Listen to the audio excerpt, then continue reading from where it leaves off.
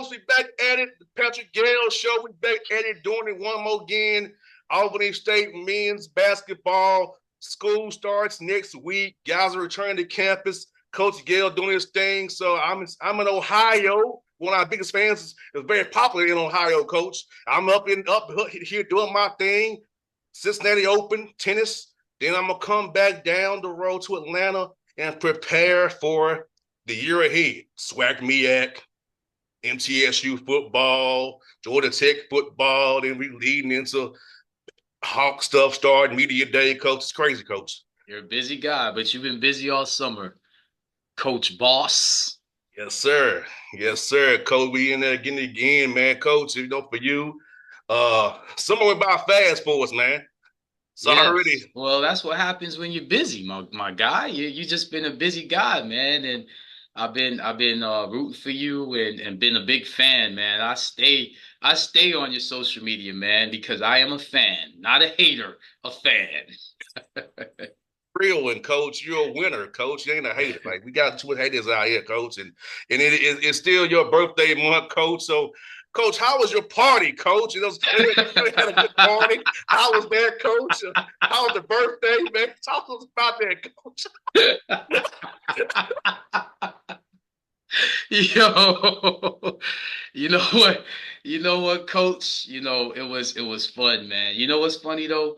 On a serious note, man, I had a lot of family, some young family that I haven't seen in a while. We got to, take a little cousin's picture that meant a lot to me. But you know how we ended the night? We ended the night because we had, we're Jamaican, so we had a lot of nice discussions. But the biggest discussion, man, was just discussing how, you know, religion was kind of used to kind of, get into different countries, get introduced to different countries, and kind of leads to what, issues were going on today.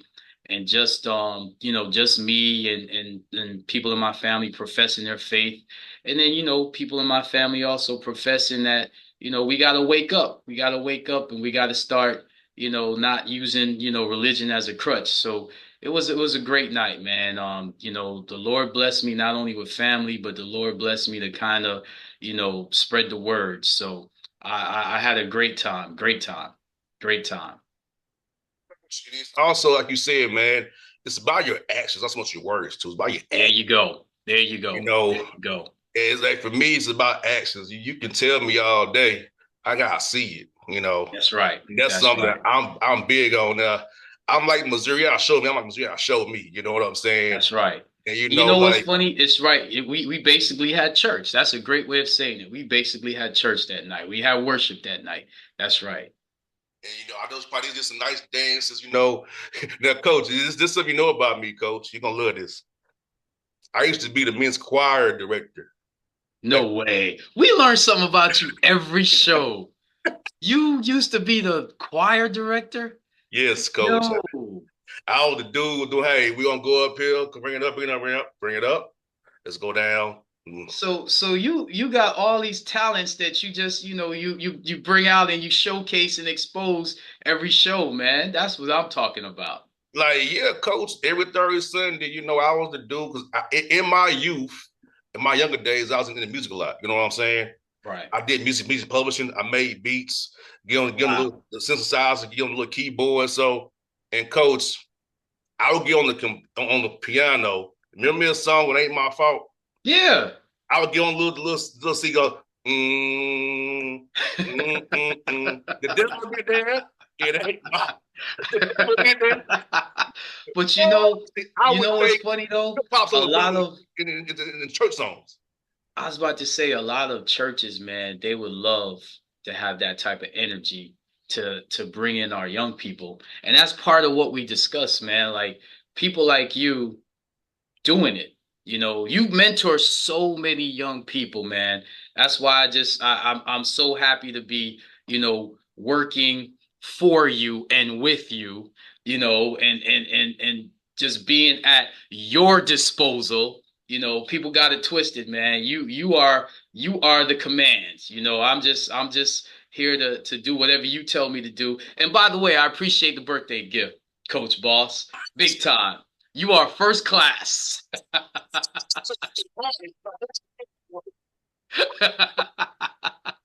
you you are first class. You are Yeah, first class. yeah, coach. Yeah, man. Like, because now, like you said, I was in the third Sunday every day. Look, coach, and coach, one time, I ain't gonna tell you no joke.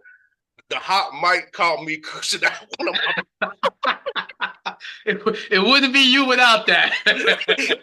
because he was trying to go all outside of the key, and I was like, Yep, I yep. said, Mister, I didn't say his name. Nobody gonna sign your blankety blank to a record deal. You blankety blank. Everybody in the church heard it, and I'm like, don't act like y'all don't cuss. Y'all ain't here, okay? That's real. That's real. I said he pulls without sin. Cast the first stone against me. Y'all done fornicated, lied on your wife, cheat on your wife. Don't come at me for cussing. Hey, listen. In Matthew, it says, heaven is like if a shepherd has 100 sheep and one strays away. Don't you leave those 99 for that one. So you got to make sure everybody's in tune, and it doesn't matter how you do it. Just get them back in tune. Get them back with the herd. But you know what's cool, man? That's coaching. That was coaching. You was coaching at a young age, Coach Boss. You was coaching. I'm telling a 70-something-year-old man. And how old were you at the time? 19, 20 years old. See, you were born leader, man. You were born leader. You know what my father said to him? What'd your dad say? He had everybody tell your dumb blankety blank that. You know what? I would have had fun at your church with you being the choir director. Yes. Yes. I would have had fun at your church, man. Yeah, man. Yeah, it was third Sunday, coach was our Sunday. Third Sunday, it was us. Third and the men's choir on third Sunday. And not the boys' choir, the men's choir. Men's choir. God bless you. Yeah. God bless you. God bless you. But that's your way of your ministry, your worship. We gotta utilize our platforms for that. So man, I didn't even know that. I learned something about you every day, man. That was when I was in the music, that was out the third Sunday. I was there doing my thing. We had 27 members of the men's choir. 27? 27 members, yeah, the men's choir. Now I had my homeboy help me, my assistant, Then I'm doing this and he's playing and the other homeboy leading the people. Right. And we talk about give us some minutes. I did how I told you I did happy hour? Mm-hmm. That's how I led the choir, like it's happy hour. I made it really like some people can relate to. So how long did you do this for? How long did it go on? Till I got my current job. Oh wow. So you've been doing it for a minute then. Yeah, until I got my current job. It was like, 3 or 4 years situation. You know what I'm saying? And wow. It became too much for me. I would imagine. Well, in the AME church, pastors change every 3 years. Right. So also, of course, with a pastor change, you gotta learn. See, in the AME church, you learn a whole new pastor. Right. Every 3 or 4 years. Right. Unless you get a waiver. So well, I did not know that about you. So that's amazing to hear, man. This let me tell you something, man. I truly value, our friendship and what we do together, man, because I didn't know that about you. And Coach, I'll tell you this too. I've also preached sermons as well, Coach. No way. Yeah, but I didn't use the Bible when I preached. I didn't say I did. I preached from real verse one, real. It was like but it made sense though. So let me ask you this: were there a lot of young people there that attended that church? A mixture of all ages. That's awesome. About 500 member church. So you reached and you covered a lot of people. Yeah, because like that they knew us and says JR is gonna give to you real. And see, I try to make it real and something that you can relate to. Nothing where you gotta be confused or I break it down so simple to you. in real life terms. That's how the people have to get it. That's how the people have to get it. I said, make the Bible your base, but let's talk about how we can apply How we can apply it. real That's life right. to realness right now. That's right. That's So right. that's I feel sometimes I feel where I feel sometimes that's where some pastors fall short. Right. They don't make it relatable to real life situations now. Well, trust me, I know. That's why I got you. You know that you have access and mentorship with my guys. So I knew I see something in you. One thing about me, I know talent. I don't know much. So Apparently, I don't know anything, but I know talent. yeah, anything about public speaking, giving mentor, because I know, Coach, my way is not how you would draw it up, not you, Right. but people would draw it up. I'm just direct and real. Well, I'll be honest with you. If I were somebody young, like especially college age, I would definitely look up to you. Because it's like this, Coach. You know, how my father taught me was just to be real at all costs. Real. Yes. He A lot said, of people struggle with that, coach. I know. And they make that and they make you the bad guy because you're real. So in this setting where social media just has people like delusional, how do you balance that? How do you, because you're a lot like me, man. We are very private. Like if you didn't even mention my birthday, nobody I got people around me that didn't even know it was my birthday. So how do you balance that? Still trying to reach the masses, but still trying to stay, true to who you are. I think the main thing, like what I tell you about life is well about life. It's like Yeah. I separate my person and my job. Yeah. Like people don't know I'm having fun at this comedy show I go to at 4 o'clock on afternoon. It's the great comedy show I go to. It's the best comedy show in America I go to. And people like me that laugh because you're genuinely funny, just don't even realize. I just feel like you're really funny, man. But now I see you're entertaining. Hey, I You're go to a entertaining. great comedy show at 4 o'clock in the afternoon. A good comedy show. But you know what, Coach? It's about, man, just look. When you look at my social media, it's about business. Right. It's It about definitely business. is. It definitely is. And you notice, I'm not one of these guys who do a lot of other people's shows. You gotta be a I do teammate. notice that. You gotta be a teammate of mine and somebody I mess with. Like my teammate Nick, who you saw me on his cooking, his food podcast. Right. You gotta be somebody, because Coach, part of it is they're my competition, Coach. Right. I'm not giving my competition my people. They might like them. You know what I'm saying? Right. That's part of it too, Coach. But privately, I mentor young men. I don't post on social media.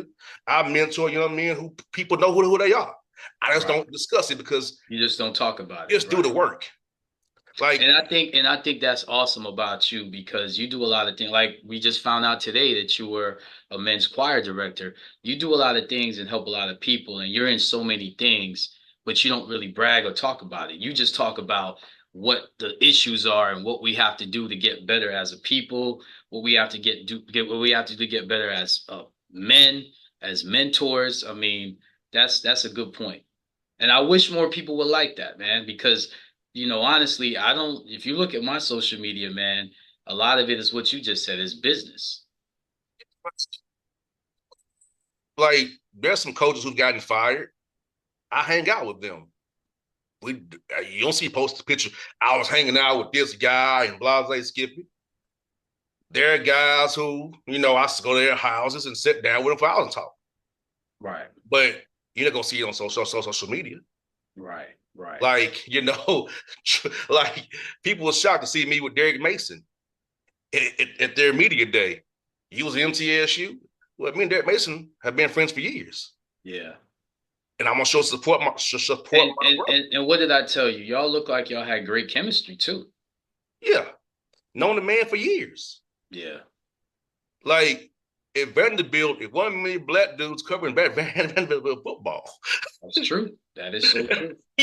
So he knows, yeah, he a real one. And I sat in his office and talked to him for hours about his life and coaching. I'm going to be honest with you. Until people really stop finding ways to criticize and put down, and find ways to uplift and to support, we're always going to have issues, as a human race, as a people, So I'm big on, I will, we've done 22 episodes, right? I want someone to find any segment where I have criticized or talked about anyone. And it's a shame that, coaches, and I've said this on the show before, I don't talk about a lot of stuff either where I'm having a lot of, interactions and engagement with coaches that I even go up against. Heck, I've even told some players on other teams, "Hey man, I'm rooting for you guys." And that's why I think I have it was awesome. The summertime is great because you really get to not only spend time with family that you don't get during the season, but you also get to speak to opponents, opposing players, opposing coaches, and to hear some of the things that strangers, coaches that have just started, that said, "Hey, Patrick Gayle, right? Well, such and such told me I need to talk to you." And I'm like, "Hold up, that was one of our biggest rivals." Nah, but he said you're a real one. And you know what? Hearing that, I'm just blessed and I'm humbled. And that's why I hang around and talk to people like you and work with people like you, because that's all I want around me. I don't have time for the foolish nonsense of trying to be competitive when we're not. You could be competitive within the basketball court, but when it's about people and uplifting young people, I have no time for negativity. So, Coach, like I say this, I've been around a lot of coaches. I know this. That's why I do know. I know how not to do it. It's a good point, and that is just as valuable as learning how to do it. That's a great point. That's a Like, great point. like I know how not to do it, and I think, Coach, what I would struggle in your role is because I'm not a chameleon per se. I can't flip the script based on who I'm around. I would be Well, fired on the spot because you're gonna keep the West Side Atlanta JR every day.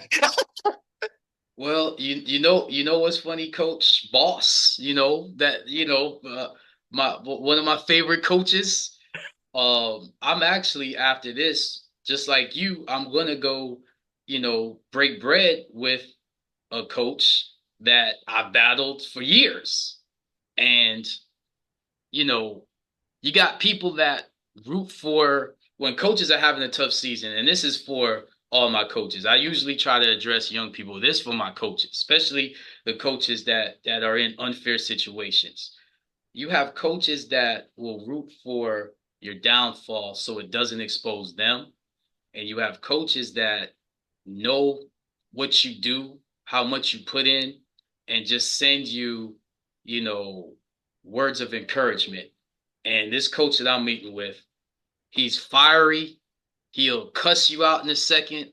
But this man sent me scriptures and words of encouragement when I was going through my darkest days during the season.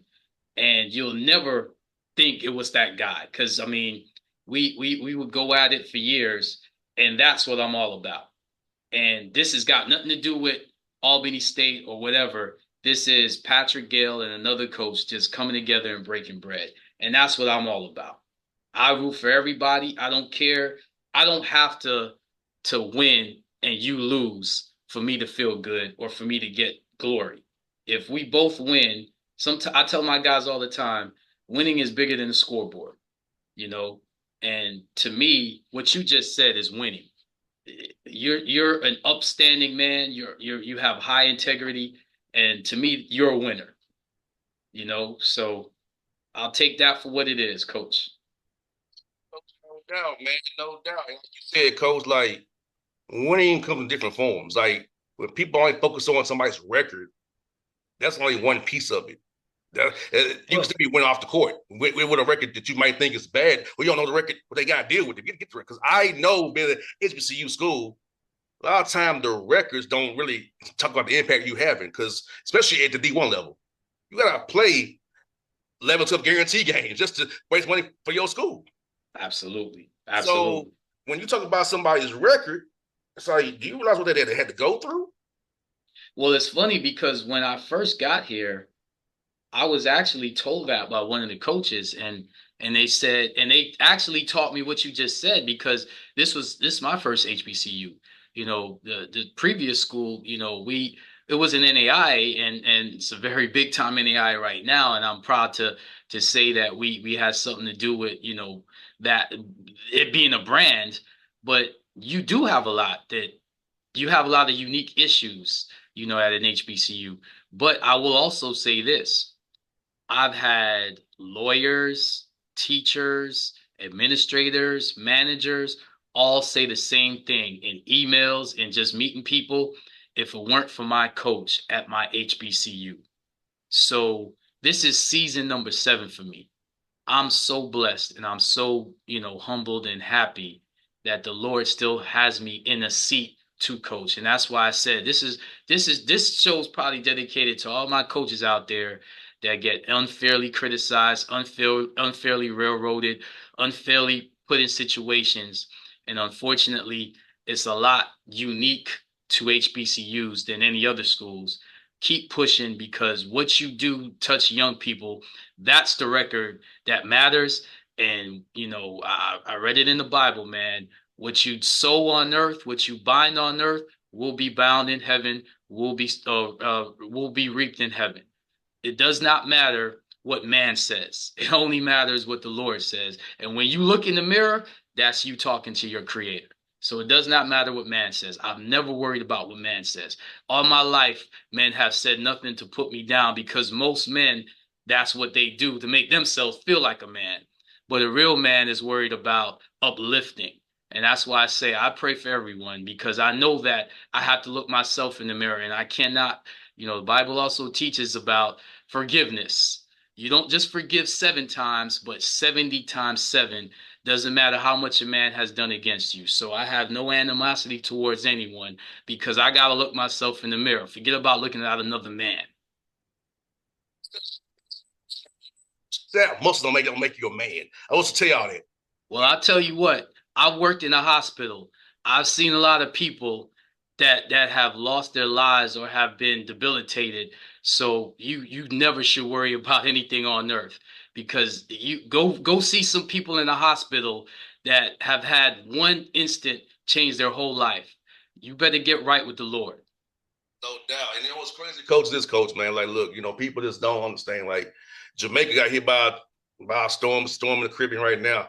Like, for us in the Caribbean, it's always a crapshoot every year. Correct. Because where we Correct. Correct. You got, it's funny because that was something that, we talked about too. There's so many things that we have in this country that we take for granted.